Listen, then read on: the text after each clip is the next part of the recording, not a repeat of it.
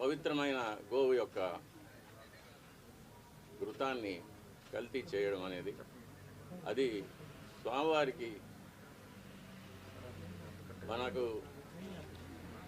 జీవితాన్ని ఇచ్చే స్వామివారికి ఇటువంటి అపచారం జరగడం అనేది చాలా విచారకరమైన విషయం. ఇవన్నీ చూసే పాపం కూడా మనం చేశామా అనిపిస్తుంది ఒక్కొక్కసారి. దీన్ని ఎన్నోసార్లు అప్పటి ఈఓ గారికి, చైర్మన్ గారికి దృష్టికి తీసుకెళ్ళి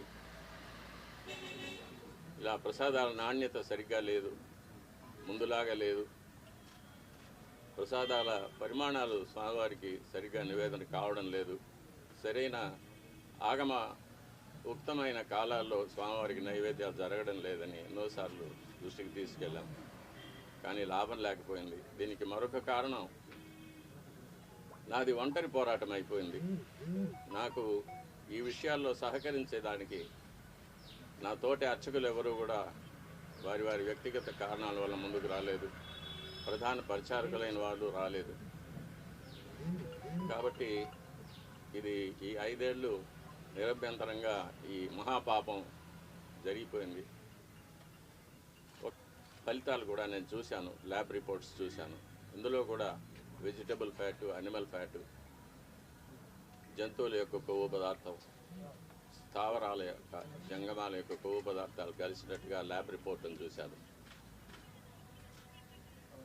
పరిశుద్ధమైన ఆవు పాలతో తయారు చేసిన నెయ్యిలో అది స్థావరమైనా కానీ జంగమైనా కానీ కొవ్వు పదార్థాలు కలవడానికి వీలు లేదు.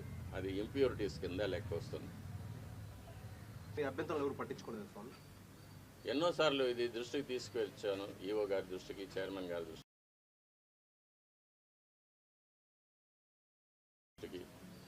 కానీ ఎవరు దీన్ని పట్టించుకోలేదు.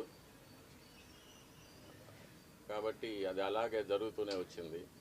నేను చూసి బాధపడటం తప్ప నేను ఇంకేమీ చేయలేకపోయాను.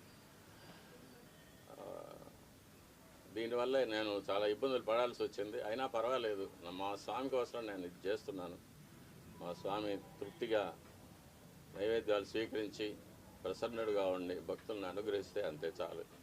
నా ఇబ్బందులు అది నాకు దాని గురించి నాకు ఎటువంటి కష్టం లేదు. నేను గత ప్రభుత్వం నా పైన చేసిన కొన్ని కోర్టు కేసుల వల్ల నేను ఆలయానికి దూరంగా ఉండవలసి వచ్చింది. అంటే ప్రధాన అర్చక పదవికి దూరంగా ఉండవలసి వచ్చింది. నేను ప్రధాన అర్చకుడిగా చేయవలసిన నా కార్యక్రమాలు నేను చేయకుండా నన్ను నిలిపివేశారు. కాబట్టి